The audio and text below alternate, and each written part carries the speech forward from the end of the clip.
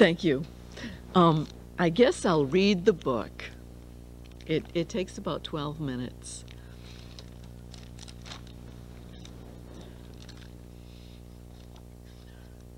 I did all the illustrations in the book and the writing. And it's about there are two children in the book who were my children when they're younger. And when the book talks about the mother in the book, the artist, that's me, just to clarify.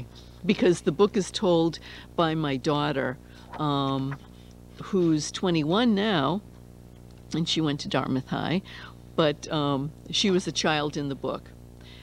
It took me 7 years to get it published, which is why she was still young, and she's older now. And I went through 50 rejections. So that's why, if it seems like a long time ago, it was. So, the goat lady. From the day we moved into our new home, we were fascinated by a nearby farmhouse. Most of the homes in our neighborhood were new, freshly painted with neatly mowed lawns. But the old farmhouse on the corner of Lucy Little Road was different from the others. That house's paint was peeling, its doors hung crookedly from their hinges, and the yard was full of white goats. We liked to watch the frisky baby goats. They pranced up the porch steps, hopped onto rusty barrels, and even jumped onto their mothers' backs. If you go down Chase Road now, you'll still see the house. It's not white anymore. It's painted a pale pinky color. We wondered who took care of the goats. Men in a truck delivered hay, a lady came with groceries, a van appeared each weekday at noon. Sometimes a big yellow school bus was parked by the gate. We watched for lights in the windows at night. Occasionally, a glimmer of light shone through a torn green window shade early in the evening, but the house was dark before our bedtime. There was a lot of talk in our neighborhood about the goat's mysterious owner. Mom heard complaints about the unkempt yard, the rundown house, and the unruly animals. "That big gray goose chased me again on my way to get the mail," moaned the man who jogged by with the radio set on his head. "That rooster crows day and night, and the chickens are always in the street," grumbled the salesman who lived next door. "Those goats keep hopping over their fence and coming into my yard. They ate the new apple tree I just planted," complained the history teacher who lived across the street. Finally, one cold October day we saw her. A slightly bent but still rather tall woman was feeding the hungry herd of goats. Cautiously, we picked our way through rocks and weeds toward her. The goats bleated to their owner between mouthfuls of hay. Around our feet, chickens were busy pecking the ground for bits of grain the goats had dropped. A big gray goose came running toward us, honking a loud warning. We stood there bravely. "Have you come to see the goats?" the goat lady asked. She was dressed warmly, but none of her clothes matched. Her coat was held closed with a piece of twine to make up for missing buttons. My fears quickly disappeared when I saw the way her eyes twinkled and the warm smile between her rosy cheeks. She introduced herself with a hint of an accent. "I am Noelle Lemire Houle, French-Canadian, born in 1899. Then she called out, "Anna, come here, Anna." A goat with a black mark on her face the size of a quarter bleated, "Meh," and scampered across the field to be petted. Noelle gave her a snack she had in her pocket. "Goats will answer to their names if you treat them kindly," she said. She pointed out Darcy, Dottie, Elaine, June, and Vincent, as well as their brothers and sisters. She proudly told us that many of her goats had won ribbons at the county fairs. "Goats are clean animals," she explained while I petted the gentle Anna. "They don't eat tin cans or garbage. But see how they've nibbled at the corners of my house?" Then we heard our mother's call, and it was time to leave. Noelle invited us to come again any time. We ran home full of excitement with lots to tell our mom. We were happy to have finally met Noelle and her goats.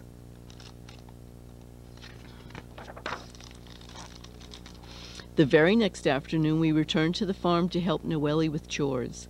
We learned that goats need fresh water each day.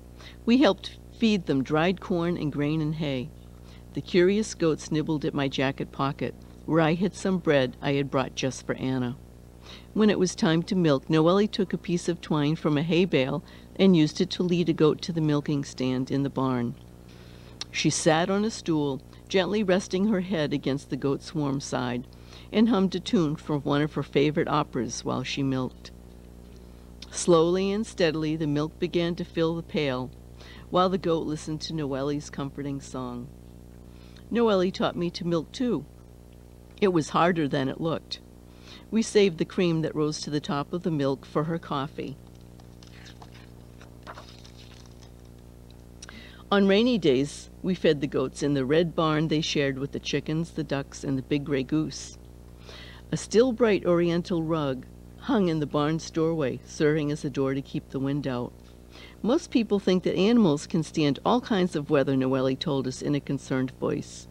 But if you have animals, you should sleep in the barn yourself one night.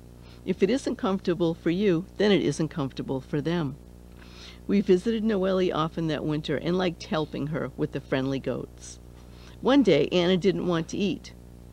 Noelle put her in the kidding pen, hinting with a wink of her eye, "Maybe there will be a surprise tomorrow." In the morning, there are 3 snow-white baby goats with Anna. I got to name them Kaylin, Peggy, and Joan. I liked them best, and they quickly learned to follow me around when I visited the farm. One of Noelle's favorite sayings was, "The goats are my kids," because she didn't have any children of her own. If any of the new baby goats were sick or weak, she whisked them right into the house to be nursed back to health. I helped feed them goat formula from a baby bottle with a long nipple. They napped on blankets and nibbled at the big bags of goat feed. Being mountain goats, they climbed on top of whatever they could. In warm weather, the doors and windows of Noelle's house were always open, allowing the goats to roam in and out freely. There were no screens on the doors or windows, so the flies and mosquitoes can escape, Noelle would say. The neighbors talked endlessly about the goats in Noelle's house. "How many are in there now?" they asked us. Some of them even reported Noelle to the town officials. They said the animals were a public nuisance. Of course, we didn't agree.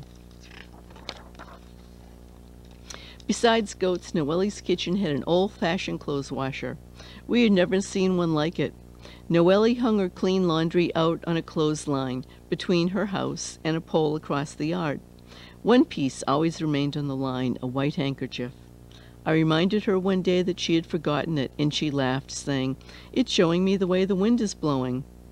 That helps me know what the weather is going to do." After the goats had been fed, Noelle liked to sit at the big table in the middle of her kitchen where she listened to the radio or read a newspaper with a magnifying glass.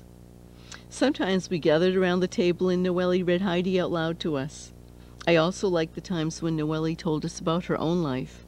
She had many stories, having lived almost a century. She had grown up in Canada, but came to our country when she was a young woman to work in a factory. One day I asked her why she had so many goats. "Many years ago, I became ill with arthritis," she said quietly. "My bones ached so much that I could hardly walk. I had to quit my job. There was no medicine to help me, but the doctor suggested I try drinking goat's milk. So I bought my first goat and called her Girl. I could barely walk to the barn. My hands hurt so much when I tried to milk that I cried. Girl turned around and licked the tears off my face because she knew I was suffering." I drank goat's milk every day and every night. Within months, I felt much better. I was so happy to feel well again, I began to raise more goats so that other people could be helped by drinking their milk.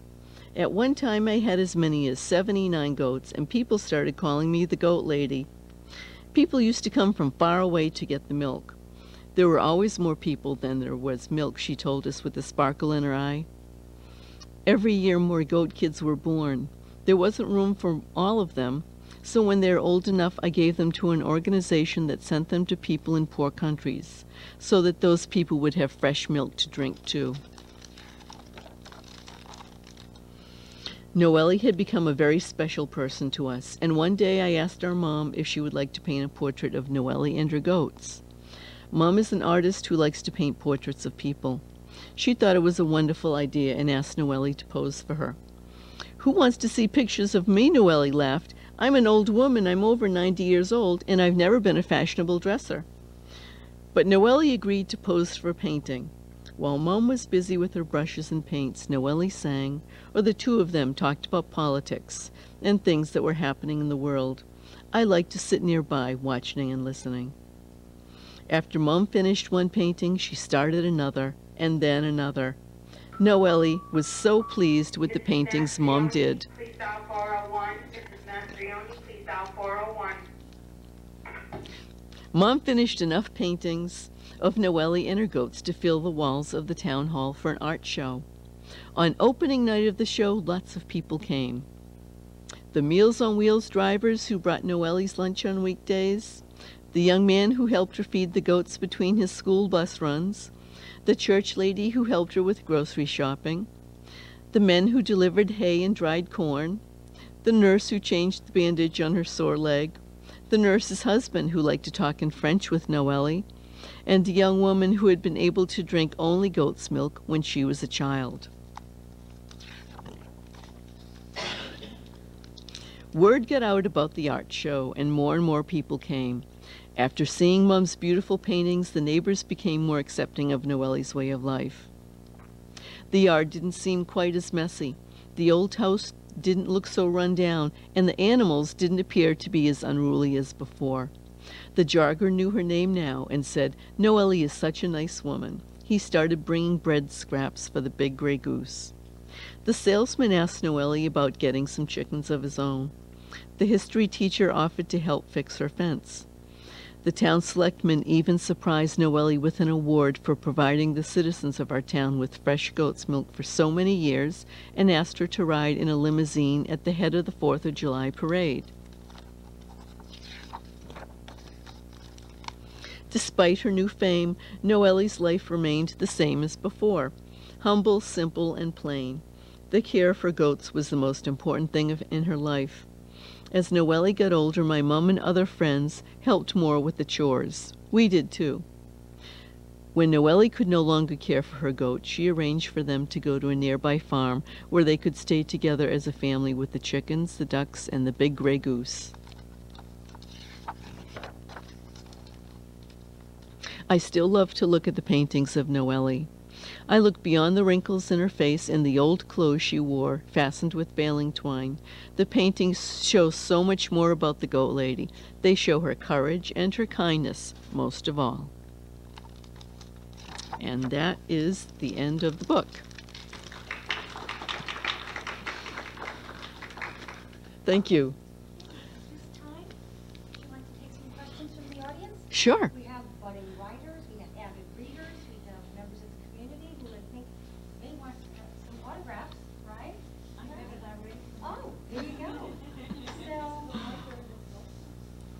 we have some theater arts aficionados. We have all kinds of people who have different types of questions about the creative process and how do you get into the writing mode, as well as, boy, those beautiful illustrations are so full of life.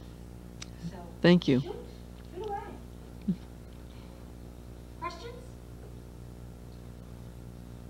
Oh, Yes. thank you. Where was the point where you decided to write this? Like, what was going on at the time that inspired it? Well, I've thought about it for a long time. I thought it would make a good story because I did the original paintings for my master's degree in painting. I moved down here to Dartmouth to go to UMass Dartmouth to get my master's. And when you get your master's, they like you to do a series of at least 10 paintings on one subject. So I chose to do them on her, never realizing that she was a figure in the community that other people would recognize. I just recognized a uniqueness in her that made me want to paint her. So after I did the paintings, I knew her for the last 3 years of her life, and she died when she was 93. And after she passed away, it was a few years after she passed away that I decided to really seriously write the book because of her story. I didn't want it to get lost. You know, the paintings were nice as a group, but they could always be sold and separated. And in a book, the paintings come together as a group, and her story gets told. I thought it was a unique story. Adam Parr, please dial 401. Adam Parr, dial 401.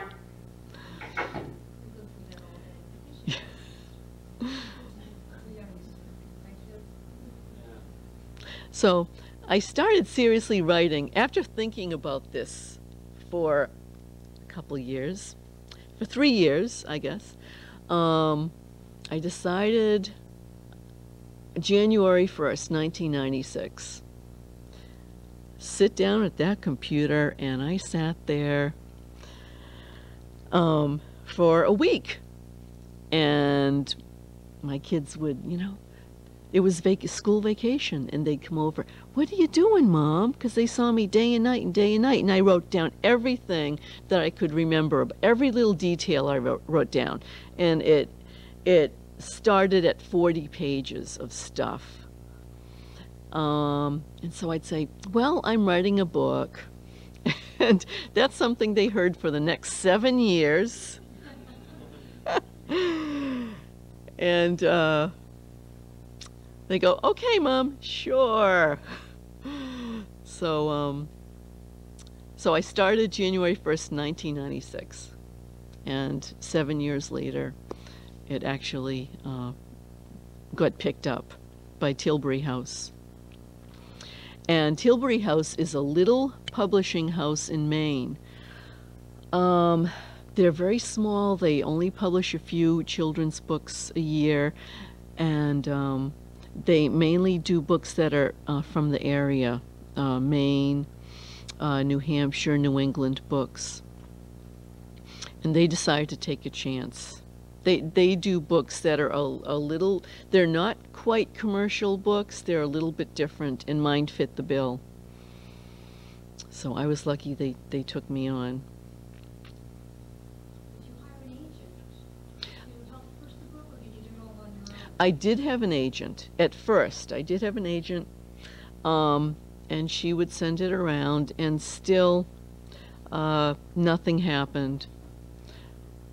And then I just decided to try selling the book my way. And I realized that it's nice for people to hear the story, but once they see the pictures, it becomes in a different realm. So I had postcards printed of that painting right there. And that seems to be a very popular painting. So I had postcards printed of that, and I decided to send the postcards around with that picture on it and a little blurb explaining what the book was about, thinking that people are visual first. They would see that painting, be interested in it, and then maybe read about the story. And it worked with Tilbury House. They saw it, and they said, well, they're going to give me a call, and they gave me a call within 3 days after sending out 25 postcards. I didn't get any other calls, only from Tilbury House. The other 25 publishers did not call me, but it's just that one. It was that painting, yeah.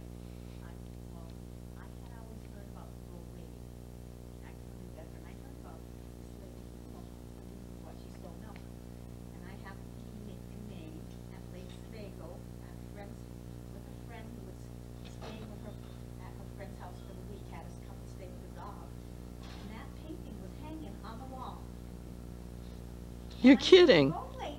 Little did I know that was Ruby. So this past week I was in the library getting some other books, and this was on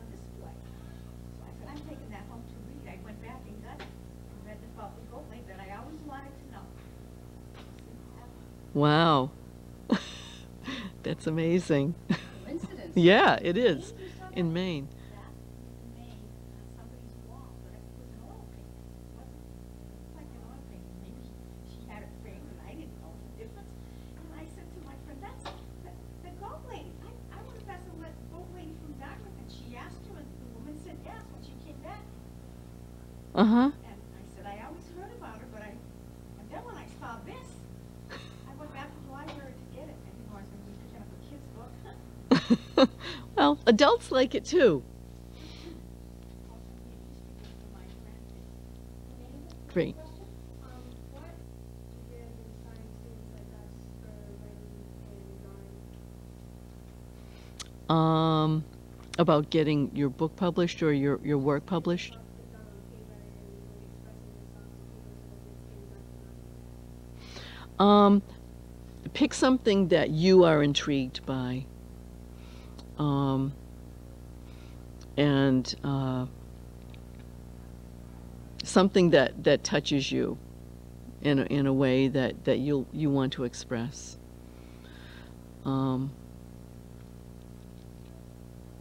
When I first went to Noelle's farm, I thought it was the goats that I wanted to paint, and I started painting the goats. And so I did a couple little sketches of the goats. Then and I would see her walking back and forth and taking care of the goats, and I thought, she's the one I really want. She's the one who's interesting. The goats are okay, but she's the one who's unique. And so I got to know her a little bit and asked her if I could paint portraits of her. And I was lucky. She said, sure. She said, come by any time, day or night. And I was just lucky that she happened to allow me to get to know her and paint the pictures. So I've always liked animals, and I've always liked different types of people. Being an artist, I relate to people who are a little unusual, and can see who get inspiration from different types of things. And I saw that she was a very different type of person, and so I was inspired. I love the way you took a misunderstood person in the community and turned her into a hero.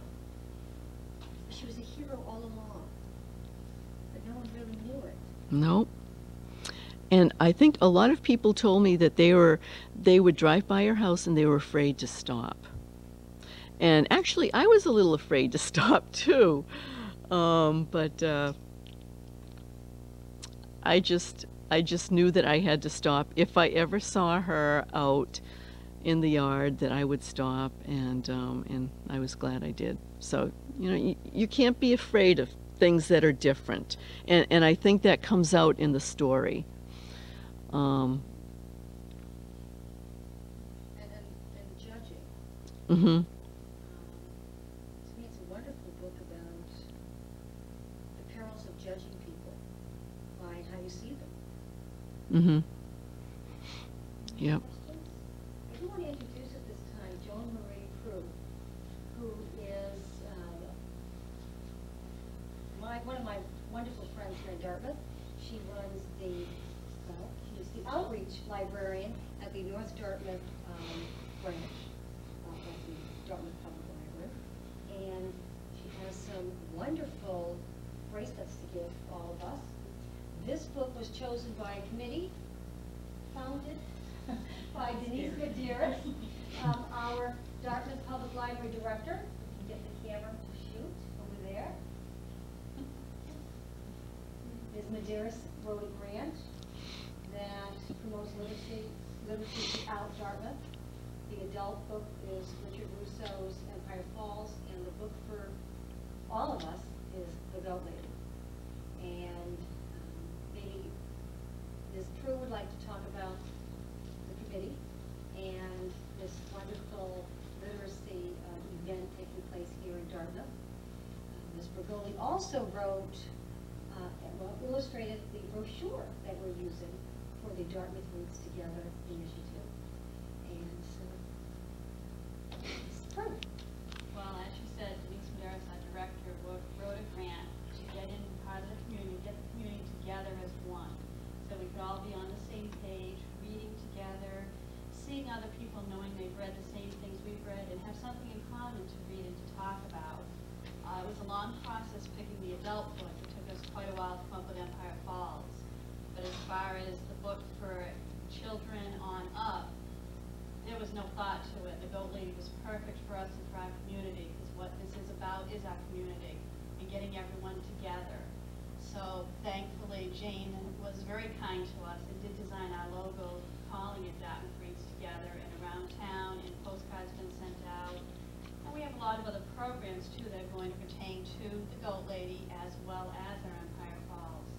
But it's a really nice logo that we can have in this town all through the years, and hopefully to continue programs like this. Jane was kind to give us a Goat Lady coloring sheet, and on the bottom it actually has her web address, where you can actually see more about the Goat Lady and learn more about her process, things like that. And I hear there's a cute little goat there that you can make jump and things like that. It's a lot of fun. We also, because we are a community, we want everyone to know that we're on the same page. We now have green wristbands. Wristbands are very popular right now for a lot of important causes.